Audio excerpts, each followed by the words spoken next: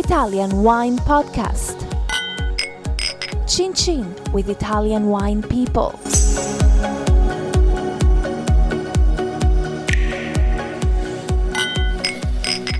This podcast is brought to you by Native Grape Odyssey. Native Grape Odyssey is an educational project financed by the European Union to promote European wine in Canada, Japan, and Russia. Enjoy. It's from Europe.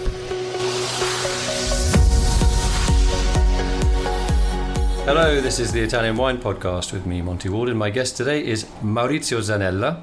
Maurizio is the founder and president, CEO, of Ca del Bosco. Welcome. Hi, Monty.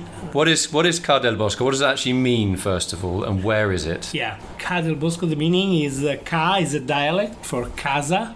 In Italian is Ca. Del Bosco is in the forest, so it was a small house in the middle of the forest.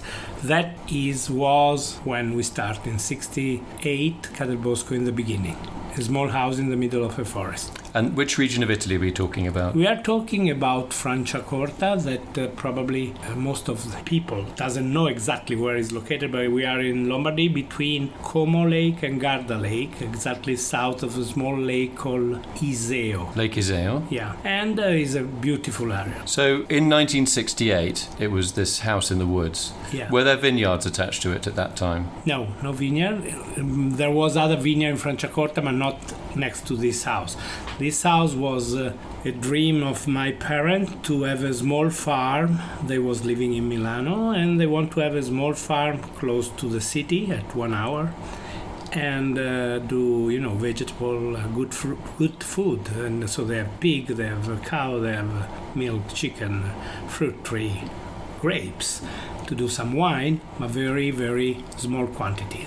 So did you grow up there? No, I was sent in exile in this farm in 1970? Because how old were you? Sorry. I was 15, because I am 56, so I was 14. Mm-hmm. Because in those years, you probably remember there was the revolution of the student. We're supposed to be all communist, Mao Zedong and this thing.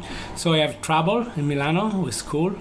I lost actually 2 years. So they sent me in exile in the farm in order to be more quiet. So you were a rebel then, were you? Yeah, very. Really? So you bought into the student protest? Yes, in the 68. So that was I was very young because the protest was done for the university guy. Yeah, started in France, 18, didn't it? 19, started in Paris and then in Milano. But was done from people that was 19 up. The people of university, and I was 13, and so you were a rebel. So that was a difficult age for a boy as well. Yes, 13. Yes, so I was thinking that was more fun to do the war against the police instead to go to school. So to be I a lost 2 revolutionary. years. Yeah, I lost 2 years. Did you get into real trouble then? Yes. I mean, look at you now. Yeah, well, I learned something. If my grandmother's not with you, but if I introduce you to my grandmother, they say, "Oh, he's a very smart man. He's very friendly." I am very friendly, but at the time I have my experience. Yeah, but do you look back on that before we go forward? Do you look back on that with regret or as a learning experience? Learning experience. I just lost 2 years of my life, but it was a great experience, really great. Not because it was fun, but because I learned too much. I learned a lot from my father. He was obviously in trouble and because of your behavior. Yeah, and so when he understand before any other people that I have a real interest, that was wine, he have given me the freedom at 50 years to do what I have done. And so this was outstanding because I have a son now that is not even 30 and I don't let him do nothing without asking me, what you do, why you do this, why you do that. And if I think that my father would make me build the first cellar without telling me nothing, how tall, how big, how small, which color. So he let you have your own freedom? Yes. I built the first cellar at 16 years old, alone. So he let you make your own mistakes? Yes. So that you could learn from them. Yeah. And you do that, and you're happy that your son is the same. Yes. It was a big school. Okay, so that's the Ca del Bosco. Yeah. So how did it become a little house in the woods with a few vines and a few pigs into really what is a globally recognized brand in wine circles? What was the journey? The main reason, objective, is the timing. If I was starting 10 years early, we was bankrupt because no one was looking in Italy in those years of good wine. But I was looking for quantity wine. Cheap wine, yeah. Cheap. And if I was starting 10 years later, I was not number one, I was number 122, and was more difficult to stay on the first line. So the timing, by chance, have been something magic, not planned, a lot of luck to get the right timing, to be probably one of the 5, 10, 20 winery that have changed the Italian winemaking, and to be one of the actors of what I call Italian wine renaissance was a big chance, but was not planned. It was all done by chance, and this was very, very, very lucky. The second thing is that the timing, and the second thing was that I have no plan. I have a dream. There was not budget, project, planification. I have only a dream. I want to do something great, because my first cellar that I visited when I was 16 by chance was DRC. Domaine de la Romani Conti. And it was incredible, because after DRC I was in Champagne, and when I came back from this trip, the light probably turned on, and when I come back I say, I want to do better, we can do better in Italy. And so I start with this kind of proposal. For sparkling wine we're talking about, for premium sparkling wine. And so the third lucky thing, so the first is timing, the second is dream, a nice dream, and the third is that I found after my father, my real father, that was a genius to let me give this freedom.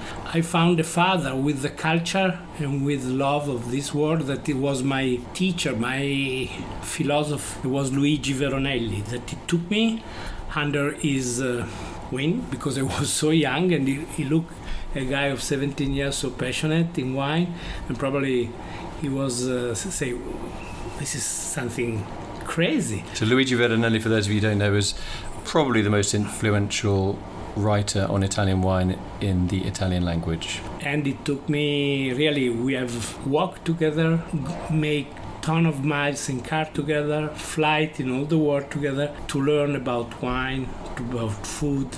And he was a big teacher not how to make the wine, but the philosophy of the extreme and the quality and the not lifestyle, style of life. Yeah, there's a difference, isn't there? A big difference. So your family, how did you meet Veronelli? Was that through your father? No. I was in a fair in Genova. It was a fair for hotel and restaurant called Bibe.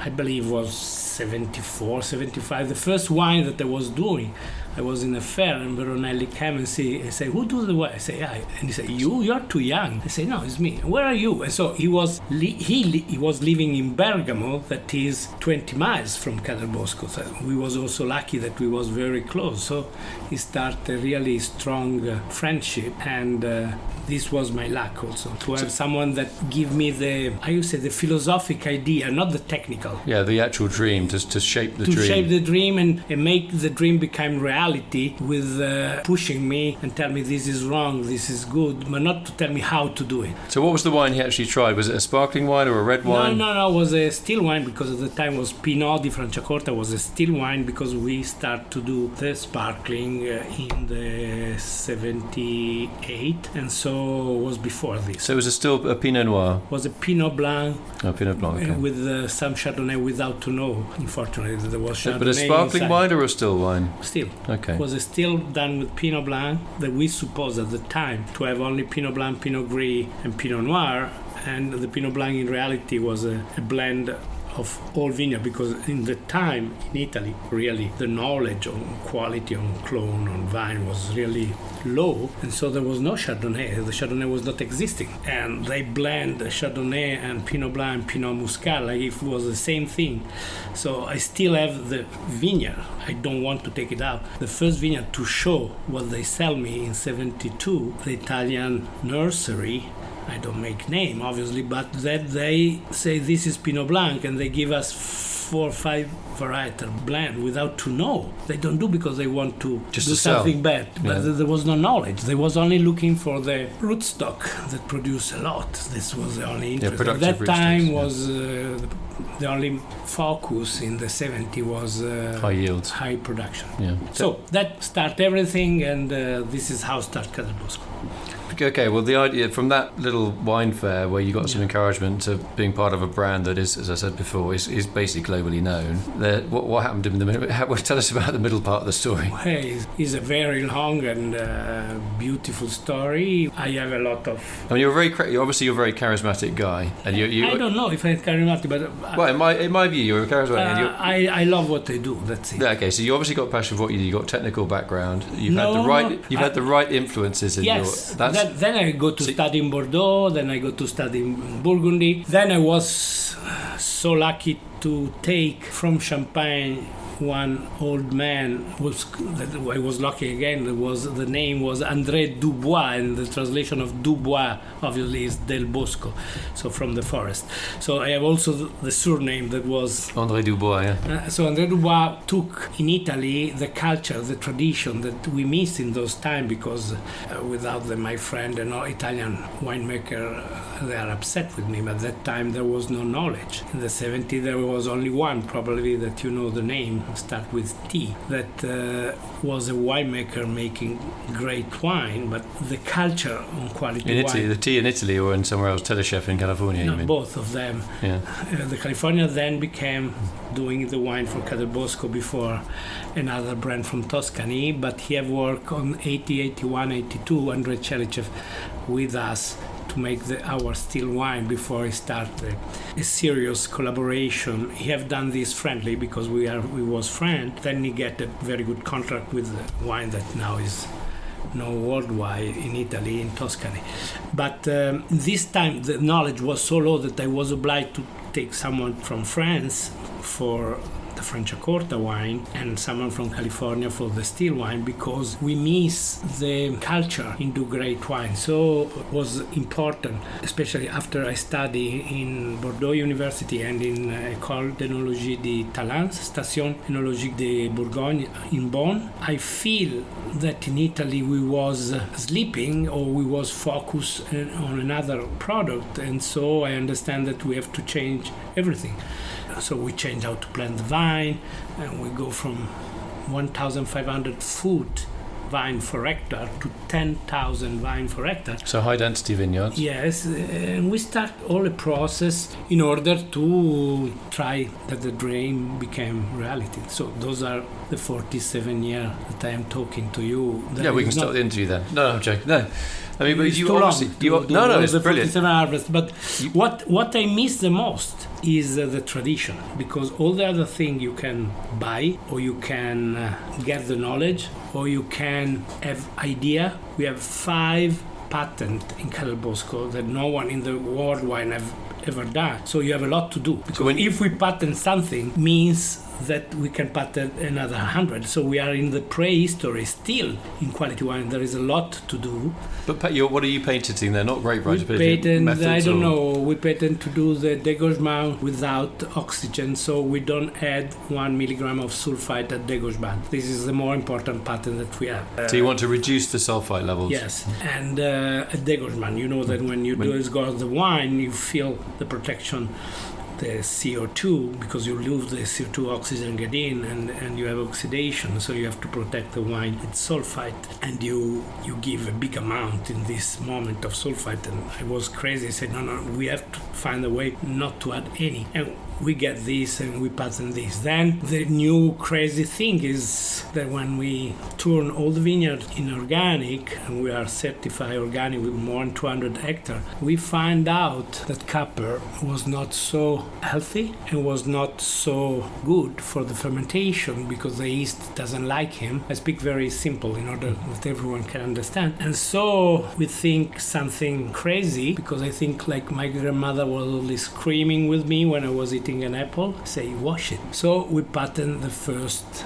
berry spa, so where we wash all the grape and we dry all the grape before pressing. And some people was laughing when we started this 11 years ago, and now, I mean, we see the result in the wine, where the wine are more clean. I'm not joking, they are more clean and they are more pure, have more integrity. So there are a lot of things where we are working on and we are not finished. We believe, because now the lack of Ca del Bosco is that there is people working with me for more than 30 years that are more integralist of me, and so I have to keep them a little more calm. So you mean they want to be even sort of greener or... No, integralist in the quality, integralist in the fact that dedication... So obsessive or Obsessive. What? Obsessive on quality and never happy. Like you? Like me. So they want to be more than me. So I say, no, please, I am already too much. Want enough, yeah. So please be a little bit less. But they are never happy. And so everyone now that have a role in Ca del Bosco, in the viticulture, in the winemaking, in the sales, they are crazy on quality, and they want never happy with what they do, and they want every day doing better. So I am lucky because now there is a great team, and without people you cannot do nothing. The dream will not be reality if there is no people like this. Yeah, I mean, that is very important, that you've got to have staff that buy into you, A, that buy into your philosophy, and B, actually do what they're supposed to do, and also, as you say, feel that they've got the freedom to say, hey, listen, why don't we try this? Maybe we should do it, change this little thing and do it another way. And that often isn't the case when you see relationships between particularly like CEOs, the smart guy, you haven't got a tie on, but you're a smart guy, obviously, and just a normal vineyard worker, say, hang on, can we just, I do the same operation 4,000 times a year. If we changed it, we could save X number of hours and this much number of product, we'd save money and we could invest it in something else. So you're open to that? Yeah, always. Respecting the good tradition. But that comes from it can be a very negative word, Italy, contadino, which means a peasant or a lowly farmer. I'm proud to be a contadino. I'm very proud. Even if sometimes I have a tie, I say, don't be mistaken. Even if I have a tie, I am a farmer. For me, it's the noblest job of all, a farmer. Without farmers, we don't eat, and without them, we're not around. I am very proud to be a farmer. When they say you are a manager, you are an industry, I say, no, I am not industry, I'm a farmer. So what's the next step for you? You must have ambitions. You're someone that's always going to have another hurdle to jump. We have not, like I told you in the beginning, we have not a target, because how you can have a target? We don't know how to do better, but we have to do better, but without to know how, because the rules are done. For example, this is very interesting, it's a little more technical. In all the book of winemaking is a kind of law that when you have the sediment of the wine, that you cool down the juice, you have sediment. The lees. And this, on the book, is right. They have to take out the lees heavy and leave the light, the fine lees. Otherwise you get a stinky wine, you start getting reduction and hydrogen sulfide. And in Italian, lees, bad one, the heavy one, is called feccia. La feccia. And feccia, in Italian, you can say not only on the wine, but also in the population. This is the feccia of the sausage, so criminal or... Yeah, it's a bad term for low lives. It's a very bad term, feccia, not only on the wine, scum, also in the sausage. Yeah, you would call it scum, even though scum is the thing that rises I have the proudness to tell that now our feccia is the best part of our wine, because after that we wash the grapes, there are not bad nose, there are not any more bad things, no copper, not zinc, no sulfides. So the feccia, the heavy lees, that one time it was taken away because they smell very bad. Now they give to our wine a lot more power, and we don't take away the feccia anymore. We leave our wine totally. This is something that we discovered 3 years ago. We say, but why? When we take away, like, because it was the rules, and we smell and say, but it's very good, why we take away? We try to leave it. Yeah. We try and we make comparison, wine with and wine without, and the wine with, they were always better. So say, we're not stupid, we leave it. Well, how much extra volume does that give? If you say you have a litre... It's about 2.5%. Okay. that we was losing. But in wine is about less than 1, because then you put away the heavy. The really heavy juice. Because it's solid, it's not wine. So we have a little 1% more of wine also. we make more wine from the juice. But you're saying that it's not just about the 1% extra of wine, it's also about having...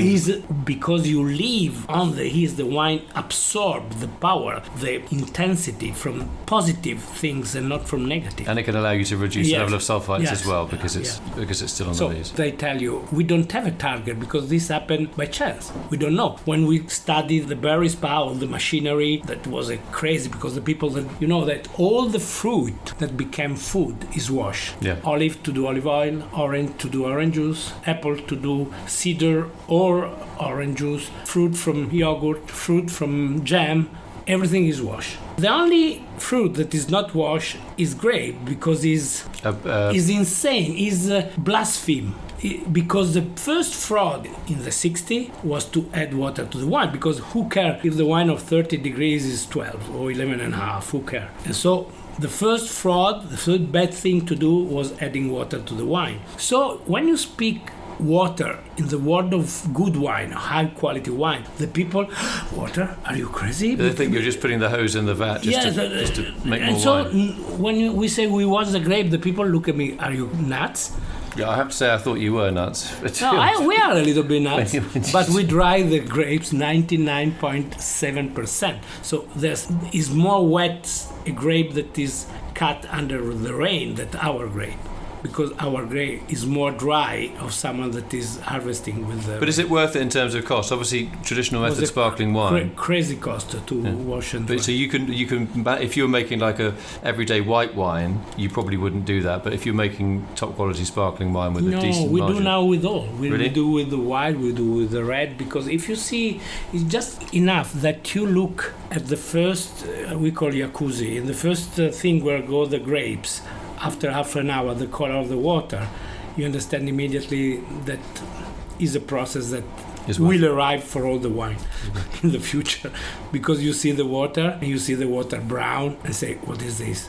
And there is the desert powder that came from the sand. Yeah. Is the pollution, is the copper, is the zinc, is the hunt, is the spider, is everything you have in the grapes. But if you wash, you lose everything, and you have something more pure. So I believe it will something that will not a pattern for Ca del Bosco for a long time. What's your next project then? I don't know. We don't know. We go day by day. When we have evidence, we go for it. Do you think your father would be proud of you, the little rebel at 14 who was out protesting, or would he still think you're... I don't know, because he never loved this work, because he said that I was invested too much money for what I get back. So he was more practical, industrial. I am more dreamer and farmer, and I never matched with him that he was more, rational. Yeah, more feet on the ground. Yes. Yeah. But you have been very successful. Well, we are now very successful, and also it's very, very, very important that I believe, like you mentioned in the beginning, in order to do this was not possible to do alone, and I need to have a partner. So I was not so egoist to say it's better to have something small at 100%. It's better to have something that can arrive where I want, even if it's not all of my property. And so that's also the choice in 94 to have a partner that can allow me to make my dream become reality. We can talk a little bit about the zone of Franciacorta. So what is Franciacorta? The wine. Yeah, and because how you know, and I want to tell you, we are not talking today about spumante, we are not talking of champagne, we are not talking of sparkling wine, we are not talking of prosecco, we are talking of Franciacorta. So this is very important, because it's a message that I want to give to consumer, because the consumer must understand that even the wine with the bubble, they are not different from the other one.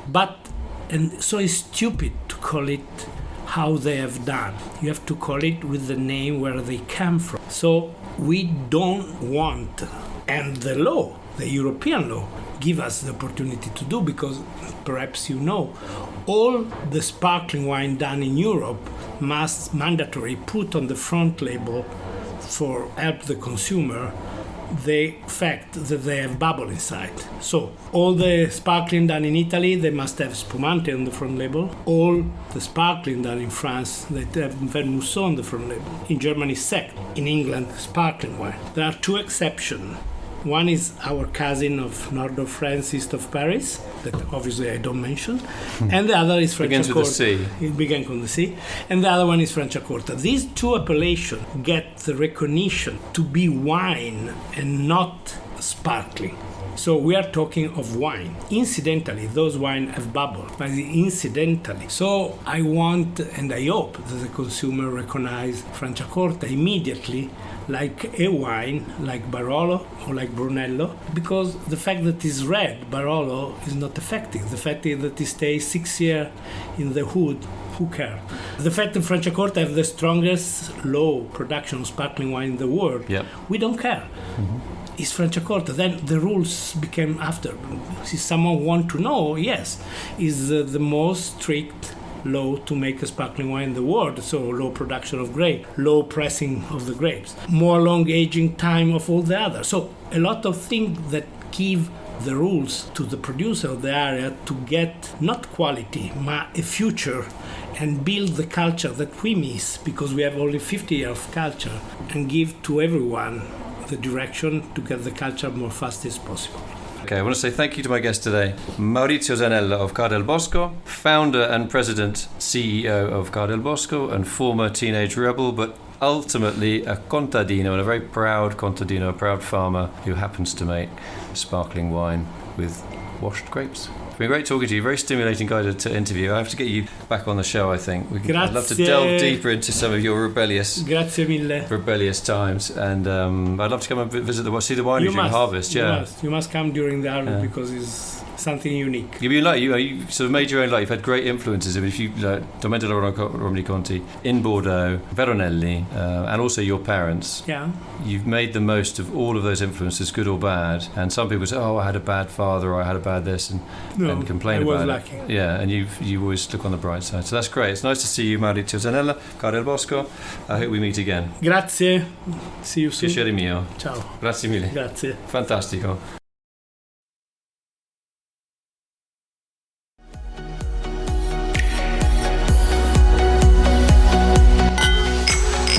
This podcast has been brought to you by Native Grape Odyssey, discovering the true essence of high-quality wine from Europe.